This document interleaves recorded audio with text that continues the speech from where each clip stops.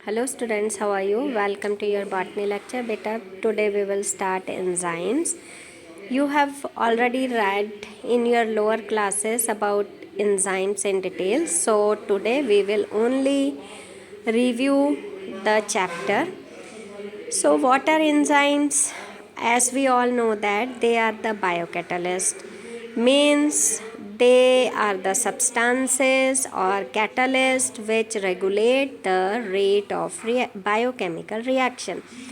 मतलब enzymes ਜਿਹੜੇ ਆ ਉਹ ਬਾਇਓਕੈਟਲਿਸਟ ਹੁੰਦੇ ਆ ਬਾਇਓ ਮੀਨਸ ਲਿਵਿੰਗ ਕੈਟਲਿਸਟ ਜਿਹੜੇ ਰਿਐਕਸ਼ਨ ਦੀ ਸਪੀਡ ਨੂੰ ਕੰਟਰੋਲ ਕਰਦੇ ਆ ਜਾਂ ਰੈਗੂਲੇਟ ਕਰਦੇ ਆ ਘਟਾ ਸਕਦੇ ਆ ਜਾਂ ਵਧਾ ਸਕਦੇ ਆ ਹੁਣ ਅਗਰ ਇਹਨਾਂ ਦੇ ਨੇਚਰ ਦੀ ਗੱਲ ਕਰੀਏ ਤਾਂ ਦੇ ਆਰ ਪ੍ਰੋਟੀਨੇਸ਼ੀਅਸ ਇਨ ਨੇਚਰ ਮਤਲਬ ਉਹ ਪ੍ਰੋਟੀਨਸ ਦੇ ਬਣੇ ਹੁੰਦੇ ਆ ਅਗਰ ਇੰਜ਼ਾਈਮ ਦੇ ਕੰਪੋਜੀਸ਼ਨ ਦੀ ਗੱਲ ਕਰੀਏ ਤਾਂ ਬੇਟਾ ਹੋਲੋ ਇੰਜ਼ਾਈਮ ਜਿਹੜੀ ਆ ਉਹ 3 ਪਾਰਟਸ ਦੇ ਬਣੇ ਹੁੰਦੀ ਆ ਕਿਹੜੇ 3 ਪਾਰਟਸ ਇੱਕ ਹੈਗਾ ਆ ਐਪੋ ਇੰਜ਼ਾਈਮ ਸੈਕੰਡ ਕੋ ਇੰਜ਼ਾਈਮ ਤੇ ਕੋ ਫੈਕਟਰ ਹੁਣ ਐਪੋ ਇੰਜ਼ਾਈਮ ਕੀ ਆ ਜਿਹੜਾ ਅਸੀਂ ਉੱਪਰ ਗੱਲ ਕੀਤੀ ਸੀ ਕਿ ਦੇ ਆਰ ਪ੍ਰੋਟੀਨੇਸ਼ੀਅਸ ਇਨ ਨੇਚਰ ਤਾਂ ਜਿਹੜਾ ਪ੍ਰੋਟੀਨ ਪਾਰਟ ਹੁੰਦਾ ਆ ਇੰਜ਼ਾਈਮ ਦਾ ਉਹਨੂੰ ਅਸੀਂ ਕਹਿੰਦੇ ਆ ਐਪੋ ਇੰਜ਼ਾਈਮ ਹੁਣ non protein part of the holoenzyme ਜਾਂ ਇੰਜ਼ਾਈਮ ਉਹਨੂੰ ਅਸੀਂ ਕਹਿ ਦਿੰਦੇ ਆ ਕੋ ਇੰਜ਼ਾਈਮ ਤੇ ਕੋ ਫੈਕਟਰ ਕੀ ਆ ਜਿਹੜੇ ਵੀ ਮੈਟਲ ਆਇਨਸ ਜਿਵੇਂ ਨਿਕਲ ਹੋ ਗਿਆ ਫੈਰਸ ਹੋ ਗਿਆ Fe2+ ਜਾਂ 3+ metal ionic part of the holoenzyme ਇਹੀ ਜਿਹੜਾ ਆ ਕੈਟਲਿਸਟ ਦੀ ਤਰ੍ਹਾਂ ਐਕਟ ਕਰਦਾ ਆ ਇਹੀ ਜਿਹੜੇ ਮੈਟਲ ਆਇਨਸ ਹੁੰਦੇ ਆ ਦੇ helps in regulating the speed of the biochemical reaction ਤਾਂ ਇਹ 3 ਪਾਰਟਸ ਦੀ ਮਿਲ ਕੇ ਇੱਕ ਇੰਜ਼ਾਈਮ ਜਿਹੜੀ ਆ ਬਣੀ ਹੁੰਦੀ ਆ ਤੇ ਇਹਨੂੰ ਅਸੀਂ ਕੰਪੋਜੀਸ਼ਨ ਆਫ ਐਂਜ਼ਾਈਮਸ ਕਹਿ ਸਕਦੇ ਹਾਂ ਫਿਰ ਬੇਟਾ ਜੇ ਨੋਮਨਕਲੇਚਰ ਦੀ ਗੱਲ ਕਰੀਏ ਤਾਂ IUPAC ਦੇ ਅਕੋਰਡਿੰਗ ਇਹਦਾ ਨੋਮਨਕਲੇਚਰ ਸਾਇੰਟਿਸਟ ਨੇ ਦਿੱਤਾ ਆ ਹੁਣ ਜਿਹੜੇ ਵੀ ਸਬਸਟੈਂਸ ਦੇ ਨਾਮ ਦੇ ਪਿੱਛੇ ਸੁਫਿਕਸ ASE ਲੱਗਿਆ ਹੋਵੇ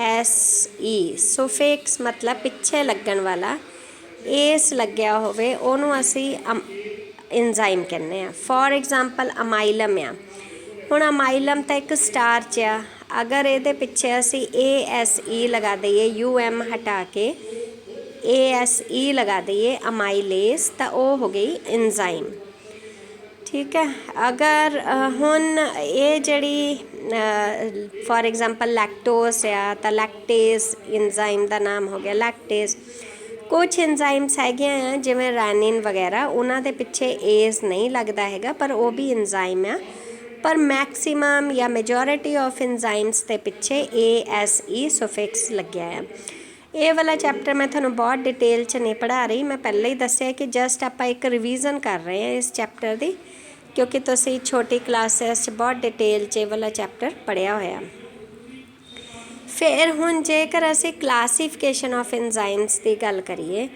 ਤਾਂ ਇੰਜ਼ਾਈਮਸ ਨੂੰ 6 ਗਰੁੱਪਸ 'ਚ ਡਿਵਾਈਡ ਕੀਤਾ ਗਿਆ ਆ ਬਹੁਤ ਈਜ਼ੀ ਆ ਅਸੀਂ ਇੱਕ ਸੈਂਟੈਂਸ ਜਿਵੇਂ ਮੈਂ ਆਹ ਬਣਾਇਆ ਤੁਸੀਂ ਵੀ ਆਪਣੇ ਅਕੋਰਡਿੰਗ ਕੋਈ ਵੀ ਸੈਂਟੈਂਸ ਬਣਾ ਲਓ ਜਿਵੇਂ ਤੁਸੀਂ ਪੀਰੀਓਡਿਕ ਟੇਬਲ ਲਰਨ ਕਰਦੇ ਆ ਇਸੇ ਤਰ੍ਹਾਂ ਵੀ ਇਸ ਤਰ੍ਹਾਂ ਦਾ ਇੱਕ ਸੈਂਟੈਂਸ ਬਣਾ ਕੇ ਤੁਸੀਂ ਯਾਦ ਰੱਖ ਸਕਦੇ ਹੋ ਇਹ ਮੈਂ ਸੈਂਟੈਂਸ ਬਣਾਇਆ ਉਹ Lucky that I like just ਕਿ ਤੁਹਾਨੂੰ ਇੰਜ਼ਾਈਮਸ ਦੇ ਨੇਮ ਯਾਦ ਰਹਿਣ 6 ਗਰੁੱਪਸ ਸਿਰਫ ਇਸ ਲਈ ਬਣਾਇਆ ਆ ਤਾਂ ਤੁਸੀਂ ਕੋਈ ਵੀ ਆਪਣੇ ਅਕੋਰਡਿੰਗ ਬਣਾ ਲਓ ਇਹ ਸੈਂਟੈਂਸ ਹੁਣ ਉਹ ਤਾਂ ਤੁਸੀਂ ਯਾਦ ਰੱਖਣਾ ਆ ਆਕਸੀਡੋ ਰਿਡਕਟੇਸ ਆਕਸੀਡੋ ਮੀਨਸ ਆਕਸੀਡੇਸ਼ਨ ਰਿਡਕਟੇਸ ਮਤਲਬ ਰਿਡਕਸ਼ਨ ਤਾਂ ਇਹ ਇੰਜ਼ਾਈਮ ਜਿਹੜੀ ਆ ਆਕਸੀਡੇਸ਼ਨ ਰਿਡਕਸ਼ਨ ਕਰਦੀ ਆ ਠੀਕ ਕੰਟਰੋਲ ਕਰਦੀ ਆ ਆਕਸੀਡੇਸ਼ਨ ਜਾਂ ਰਿਡਕਸ਼ਨ ਨੂੰ ਦੇਖਦੀ ਆ ਕਹਿ ਸਕਦੇ ਹਾਂ ਅਸੀਂ ਫਿਰ H ਤੋਂ ਹਾਈਡਰੋਲੇਸਿਸ ਹਾਈਡਰੋਲੇਸਿਸ ਨਾਮ ਤੋਂ ਹੀ ਕਲੀਅਰ ਹੈ ਕਿ ਹਾਈਡਰੋਲੇਸਿਸ ਆਫ ਵਾਟਰ ਕਰੂਗੀ ਇਹ फिर लक्की दे L तो लाइएसिस, ठीक है।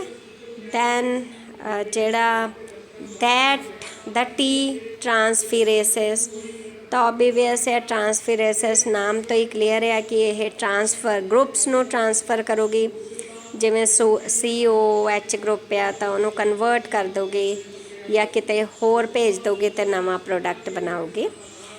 ਫਿਰ I ਤੋਂ ਆਈਸੋਮੇਰੇਸਿਸ, ਠੀਕ ਹੈ, ਆਈਸੋਮੇਰੇਸਿਸ। ਦੈਨ ਜਿਹੜਾ ਲਾਈਕ ਦਾ L ਆ ਉਹ ਹੈਗਾ ਲਾਈਗੇਸਿਸ। ਲਾਈਗੇਸਿਸ ਦਾ ਮਤਲਬ ਆ ਐਡਜੋਇਨਿੰਗ ਜਾਂ ਲਿੰਕੇਜ, ਜੋੜਨ ਵਾਲੀ ਇੰਜ਼ਾਈਮ। ਜਿਹੜੀ ਇੰਜ਼ਾਈਮ ਜੋੜਨ ਦਾ ਕੰਮ ਕਰਦੀ ਆ ਉਹ ਹੋ ਗਈ ਲਾਈਗੇਸਿਸ। ਹੁਣ ਤੁਹਾਡੀ ਬੁੱਕ ਦੇ ਵਿੱਚ ਇਹਨਾਂ ਦੇ ਡਿਫਰੈਂਟ ਐਗਜ਼ਾਮਪਲ ਆ, ਜਿਵੇਂ ਹੁਣ ਟਰਾਂਸਫਿਰੇਸਿਸ 'ਚ ਜਾਂ ਹਾਈਡਰੋਲੇਸਿਸ ਇੰਜ਼ਾਈਮ ਦੇ ਵਿੱਚ ਤੁਹਾਡੇ ਹੈਗਜ਼ੋਕਾਈਨੇਸ ਵਗੈਰਾ ਆ ਜਾਂਦੇ ਆ। ਤਾਂ ਇਹ ਐਗਜ਼ਾਮਪਲਸ ਇੱਕ ਦੋ ਤੁਸੀਂ ਯਾਦ ਰੱਖ ਲਿਓ, ਬੁੱਕ 'ਚ ਹੈਗੇ ਆ। ਫਿਰ ਬੇਟਾ ਜੇ ਅਸੀਂ ਹੁਣ ਇੰਜ਼ਾਈਮਸ ਦੀ ਕਰੈਕਟਰਿਸਟਿਕਸ ਦੀ ਗੱਲ ਕਰੀਏ ਤਾਂ ਇਹ ਪਹਿਲਾ ਕਰੈਕਟਰ ਸਾਨੂੰ ਪਤਾ ਆ ਕਿ ਇਟ ਐਕਟਸ ਐਜ਼ ਬਾਇਓਕੈਟਾਲਿਸਟ। ਫਿਰ ਇੱਕ ਗੱਲ ਹਮੇਸ਼ਾ ਯਾਦ ਰੱਖਣੀ ਆ ਕਿ ਇੰਜ਼ਾਈਮਸ ਜਿਹੜੇ ਆ ਹਮੇਸ਼ਾ ਕੈਮੀਕਲ ਰਿਐਕਸ਼ਨ ਦੇ ਵਿੱਚ ਬਹੁਤ ਘੱਟ ਕੁਆਂਟਿਟੀ 'ਚ ਚਾਹੀਦੇ ਹੁੰਦੇ ਆ। They are required in small amount. ਅਤੇ ਜਿਹੜਾ ਨੈਕਸਟ ਕਰੈਕਟਰ ਹੈਗਾ ਆ ਕਿ they are unaltered in the end of the reaction. ਮਤਲਬ ਇੰਜ਼ਾਈਮ ਜਦੋਂ ਰਿਐਕਸ਼ਨ ਪੂਰੀ ਹੋ ਗਈ ਤਾਂ ਐ ਨਹੀਂ ਹੈਗਾ ਕਿ ਇੰਜ਼ਾਈਮ ਪੂਰੀ ਬਦਲ ਜਾਂਦੀ ਹੈ। ਨੋ, ਇੰਜ਼ਾਈਮ 'ਚ ਕੋਈ ਫਰਕ ਨਹੀਂ ਪੈਂਦਾ। ਇਹਨੇ ਸਿਰਫ ਸਪੀਡ ਨੂੰ ਘਟਾਉਣਾ ਵਧਾਉਣਾ ਆ, ਪਰ ਆਪ ਇਹ 'ਤੇ ਕੋਈ ਫਰਕ ਨਹੀਂ ਪੈਣਾ। ਆਪ ਇਹਦੀ ਕੋਈ ਸਟਰਕਚਰ ਜਾਂ ਕਰੈਕਟਰਿਸਟਿਕ ਕੋਈ ਚੇਂਜ ਨਹੀਂ ਹੋਣੇ ਹੈਗੇ। ਦੇ ਰਿਮੇਨ ਕੌਨਸਟੈਂਟ, ਹੈ ਨਾ। They are specific in nature. ਹੁਣ ਪਰਟੀਕੂਲਰ ਇੰਜ਼ਾਈਮ ਜਿਹੜੀ ਆ ਉਹ ਪਰਟੀਕੂਲਰ ਕੰਮ ਕਰੂਗੀ। ਸਪੈਸੀਫਿਕ ਦਾ ਮਤਲਬ ਕਿ ਜੇ ਕਿਸੇ ਨੇ ਵਾਟਰ ਨੂੰ ਤੋੜਨਾ ਆ ਤਾਂ ਉਹ ਵਾਟਰ ਨੂੰ ਤੋੜੂਗੀ, ਹੋਰ ਉਹਦਾ ਕੋਈ ਕੰਮ ਨਹੀਂ ਹੋਣਾ। ਜੇ ਕਿਸੇ ਨੇ ਗਰੁੱਪ ਟਰਾਂਸਫਰ ਕਰਨਾ ਆ ਤਾਂ ਉਹ ਗਰੁੱਪ ਟਰਾਂਸਫਰ ਹੀ ਕਰੂਗੀ, ਹੋਰ ਉਹਨੇ ਕੋਈ ਕੰਮ ਨਹੀਂ ਕਰਨਾ ਹੈਗਾ। ਅਤੇ ਨੈਕਸਟ ਜਿਹੜਾ ਕਰੈਕਟਰ ਹੈ ਕਿ enzyme always perform exactly at certain pH। ਮਤਲਬ ਕਿ ਇਹ ਨਹੀਂ ਹੈਗਾ ਜਿਹੜੀ ਇੰਜ਼ਾਈਮ 4.5 ਪਰ pH 'ਤੇ ਕੰਮ ਕਰੂਗੀ ਉਹੀ ਇੰਜ਼ਾਈਮ 4.5 pH 'ਤੇ ਕੰਮ ਕਰੂਗੀ। ਇਹ ਨਹੀਂ ਹੈਗਾ ਕਿ ਜੇ ਉਸ ਰਿਐਕਸ਼ਨ 'ਚ pH 5 ਹੋ ਗਿਆ ਜਾਂ 6 ਹੋ ਗਿਆ ਤਾਂ ਉਹੀ ਵਾਲੀ ਇੰਜ਼ਾਈਮ 5 'ਤੇ ਵੀ ਅੱਛਾ ਕੰਮ ਕਰੂਗੀ, 6 'ਤੇ ਵੀ ਨੋ। ਜੇ ਉਹਨੇ 4.5 pH 'ਤੇ ਅੱਛਾ ਕੰਮ ਕਰਨਾ ਉਹਦਾ ਕੰਮ ਹੁੰਦਾ ਆ ਤਾਂ ਉਹਨੇ 4.5 pH 'ਤੇ ਹੀ ਆਪਣਾ ਕੰਮ ਪੂਰਾ ਕਰਨਾ ਆ। ਇੱਦਾਂ ਹੀ ਸਰਟਨ ਟੈਂਪਰੇਚਰ ਕਿ ਕੋਈ ਇੰਜ਼ਾਈਮ ਜਿਹੜੀ ਆ 28 ਡਿਗਰੀ C 'ਤੇ ਜੇ ਐਕਟਿਵ ਹੁੰਦੀ ਆ ਜਾਂ ਆਪਣਾ ਫੰਕਸ਼ਨ ਕਰਦੀ ਆ ਤਾਂ ਜੇ 30 ਕਰਤਾ 40 ਕਰਤਾ ਉਹਨੇ ਜ਼ਰੂਰੀ ਨਹੀਂ ਉਹ ਉੱਤੇ ਕੰਮ ਨਹੀਂ ਕਰੂਗੀ, ਸਿਰਫ 28 ਡਿਗਰੀ 'ਤੇ ਹੀ ਆਪਣਾ ਕੰਮ ਅੱਛਾ ਕਰੂਗੀ। ਫਿਰ ਬੇਟਾ ਜਿਹੜਾ ਇੰਪੋਰਟੈਂਟ ਆ ਉਹ ਹੈਗਾ ਆ ਮੈਕੈਨਿਜ਼ਮ ਆਫ ਇੰਜ਼ਾਈਮ ਐਕਸ਼ਨ। ਤਾਂ ਇਹ ਤਾਂ ਆਪਾਂ ਨੂੰ ਪਤਾ ਹੀ ਆ। ਇਹਦੇ ਵਿੱਚ ਦੋ ਥਿਓਰੀਜ਼ ਪੜ੍ਹਨੀਆਂ ਆ ਆਪਾਂ, ਲੌਕ ਐਂਡ ਕੀ ਮੈਕੈਨਿਜ਼ਮ। ਇਹ ਐਮਿਲ ਫਿਸ਼ਰ ਨੇ ਦਿੱਤਾ ਸੀ 1890 ਦੇ ਵਿੱਚ, ਇਹ ਤੁਹਾਨੂੰ ਯਾਦ ਰੱਖਣਾ ਆ। ਹੁਣ ਇਹਦੇ ਅਕੋਰਡਿੰਗ ਕੀ ਆ, ਇੰਜ਼ਾਈਮ ਦੇ ਵਿੱਚ ਕੋਈ ਪਰਟੀਕੂਲਰ ਸਬਸਟਰੇਟ ਫਿਟ ਹੁੰਦਾ ਆ, ਫਿਕਸ ਹੁੰਦਾ ਆ, ਅਤੇ ਇੰਜ਼ਾਈਮ ਸਬਸਟਰੇਟ ਕੰਪਲੈਕਸ ਬਣਾਉਂਦਾ ਆ। ਅਤੇ ਇਹ ਕੰਪਲੈਕਸ ਜਿਹੜਾ ਆ ਇੱਕ ਨਵੇਂ ਪ੍ਰੋਡਕਟ 'ਚ ਟੁੱਟਦਾ ਆ ਅਤੇ ਇੰਜ਼ਾਈਮ ਜਿਹੜੀ ਆ ਉਹ ਅਨਚੇਂਜਡ ਰਹੂਗੀ। ਇਹ ਆਪਾਂ ਕਰੈਕਟਰ ਪੜ੍ਹ ਹੀ ਲਿਆ ਆ ਕਿ ਕੋਈ ਇੰਜ਼ਾਈਮ ਦੇ ਸਟਰਕਚਰ, ਸ਼ੇਪ, ਕੰਪੋਜੀਸ਼ਨ ਦੇ ਵਿੱਚ ਕੋਈ ਆਲਟਰੇਸ਼ਨ ਨਹੀਂ ਹੁੰਦੀ ਹੈਗੀ। ਤਾਂ ਥੱਲੇ ਡਾਇਗਰਾਮੈਟਿਕਲੀ ਐਕਸਪਲੇਨ ਕੀਤਾ ਆ। ਹੁਣ ਲੌਕ ਐਂਡ ਕੀ, ਕਿ ਜਿੱਦਾਂ ਇੱਕ ਲੌਕ ਦੀ ਪਰਟੀਕੂਲਰ ਕੀ ਹੁੰਦੀ ਆ, ਉਹ ਲੌਕ ਕੋਈ ਲੌਕ ਜੇ 3 ਨੰਬਰ ਚਾਬੀ ਨਾਲ ਖੁੱਲ੍ਹਣਾ ਆ, ਕੀ ਨਾਲ ਖੁੱਲ੍ਹਣਾ ਆ, ਤਾਂ ਉਹ 3 ਨੰਬਰ ਦੀ ਕੀ ਨਾਲ ਹੀ ਖੁੱਲ੍ਹੂਗਾ। ਮਤਲਬ ਉਸ ਲੌਕ ਦੇ ਵਿੱਚ ਉਸ ਪਰਟੀਕੂਲਰ 3 ਨੰਬਰ ਦੀ ਕੀ ਲਈ ਹੀ ਜਗ੍ਹਾ ਬਣੀ ਹੁੰਦੀ ਆ, ਉਹਦੇ ਅਕੋਰਡਿੰਗ ਹੀ ਉਹ 'ਚ ਸਪੇਸ ਬਣਾਈ ਹੁੰਦੀ ਹੈ ਕਿ ਉਸ ਕੀ ਨਾਲ ਉਹ ਲੌਕ ਖੁੱਲ੍ਹ ਜਾਂਦਾ ਆ। ਤਾਂ ਐਸੇ ਹੀ ਤਰ੍ਹਾਂ ਹਰ ਇੰਜ਼ਾਈਮ ਦੇ ਵਿੱਚ ਇੱਕ ਪਰਟੀਕੂਲਰ ਐਕਟਿਵ ਸਾਈਟ ਹੁੰਦੀ ਆ, ਉੱਥੇ ਹੀ ਆ ਕੇ ਉਹ ਪਰਟੀਕੂਲਰ ਸਬਸਟਰੇਟ ਫਿੱਟ ਹੁੰਦਾ ਆ ਅਤੇ ਇੰਜ਼ਾਈਮ ਜਿਹੜੀ ਆ ਉਹ ਜਿਹੜੀ ਆ ਉੱਥੇ ਬਾਈਂਡ ਹੋ ਜਾਂਦਾ ਹੈ ਐਕਟਿਵ ਸਾਈਟ 'ਤੇ ਉਹ ਸਬਸਟਰੇਟ, ਅਤੇ ਇੰਜ਼ਾਈਮ ਦੇ ਸਟਰਕਚਰ 'ਚ ਕੋਈ ਚੇਂਜ ਨਹੀਂ ਹੁੰਦਾ ਹੈਗਾ, ਲੇਕਿਨ ਨਵਾਂ ਪ੍ਰੋਡਕਟ ਜਿਹੜਾ ਆ ਉਹ ਬਣ ਜਾਂਦਾ ਆ। ਤਾਂ ਲਿਖਿਆ ਵੀ ਇਹੀ ਆ ਕਿ as one specific key can open only a specific lock, in the same way specific enzyme can transfer only one specific substrate, मतलब एक स्पैसिफिक सबस्ट्रेट ही ਉਹ 'ਚ ਫਿੱਟ ਹੋ ਕੇ ਕਨਵਰਟ ਹੋਏਗਾ ਅਤੇ ਇੱਕ ਨਵਾਂ ਪ੍ਰੋਡਕਟ ਜਿਹੜਾ ਆ ਉਹ ਬਣਨਾ ਆ, ਸਪੈਸੀਫਿਕ ਸਬਸਟਰੇਟ ਇਨਟੂ ਪ੍ਰੋਡਕਟ।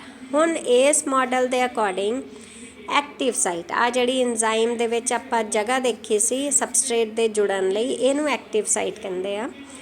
ਇਹਦੀ ਰਿਜਿਡ ਸਟਰਕਚਰ ਹੁੰਦੇ ਆ, ਰਿਜਿਡ ਮਤਲਬ ਕਿ ਪ੍ਰੋਪਰ ਇੱਕ ਸ਼ੇਪ ਦੀ, ਲੌਕ ਦੇ ਵਿੱਚ ਕੀ ਲਈ ਇੱਕ ਪ੍ਰੋਪਰ ਸ਼ੇਪ ਹੁੰਦੀ ਹੈ ਜਿਹਦੇ ਵਿੱਚ ਉਹ ਕੀ ਜਾਂ ਸਬਸਟਰੇਟ ਅਸੀਂ ਕਹਿ ਦਈਏ ਫਿੱਟ ਹੋ ਜਾਂਦਾ ਆ।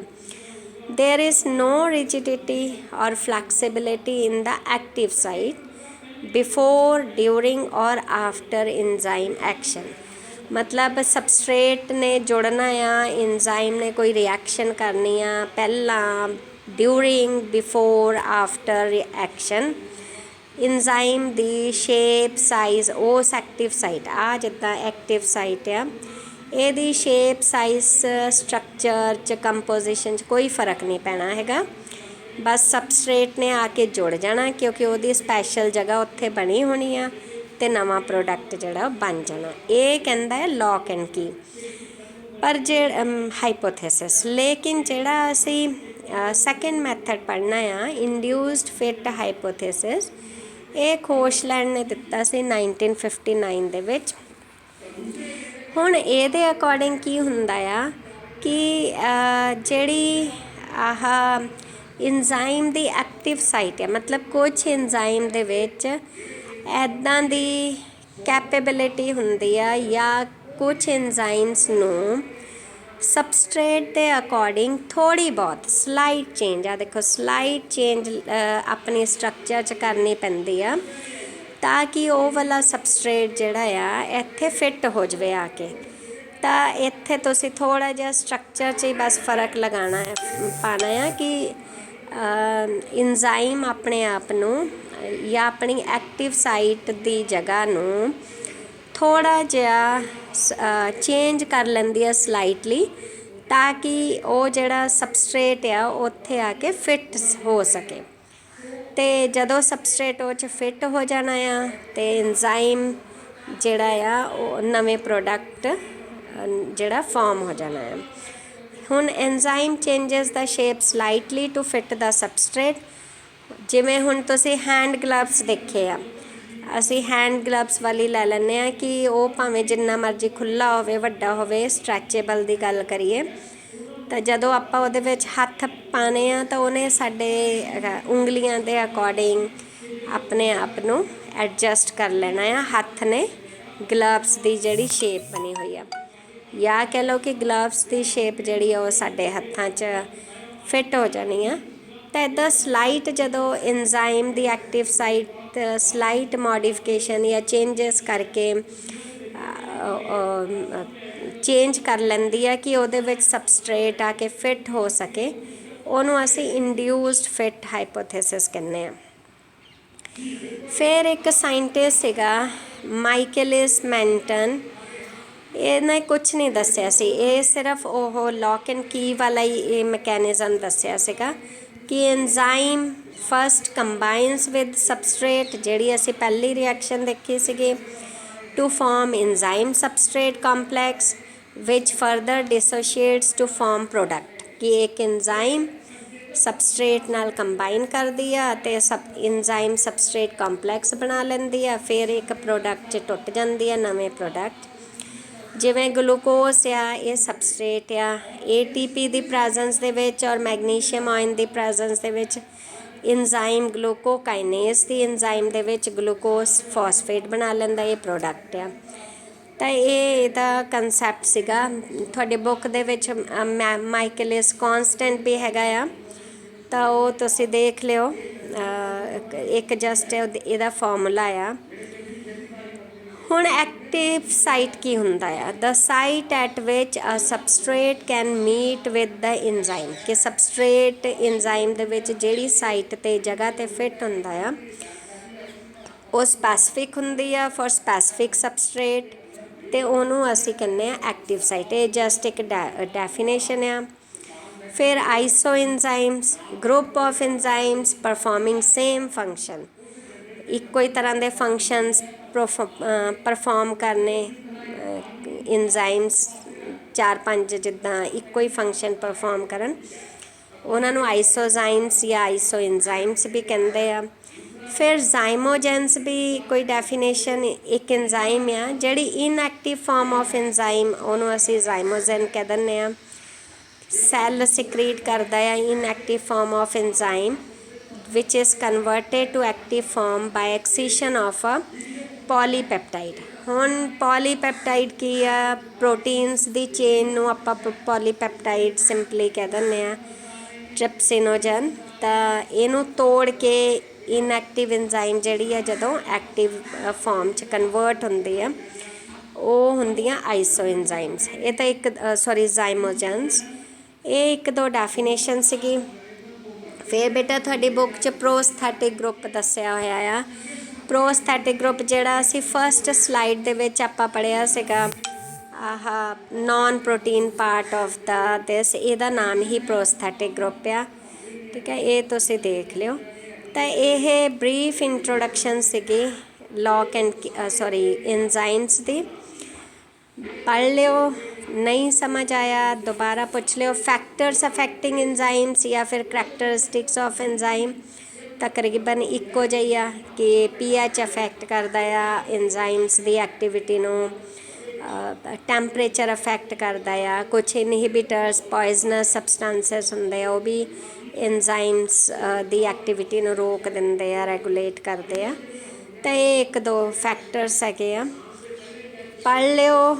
ਜਸਟ ਮੈਂ ਬਰੀਫ ਰਿਵੀਜ਼ਨ ਸੋਟ ਇੱਕ ਲੈਕਚਰ ਦਿੱਤਾ ਆ, ਪੜ੍ਹ ਲਿਓ। ਨਹੀਂ ਸਮਝ ਆਇਆ ਦੁਬਾਰਾ ਪੁੱਛ ਲਿਓ, ਜਾਂ ਕੋਈ ਤੁਹਾਡੀ ਹੋਰ ਕੁਆਇਰੀਜ਼ ਹੈ ਇਹਦੇ ਵਿੱਚੋਂ ਤਾਂ ਪੁੱਛ ਲਿਓ। ਟਿਲ ਦੈਨ ਗੁੱਡ ਬਾਏ ਬੇਟਾ।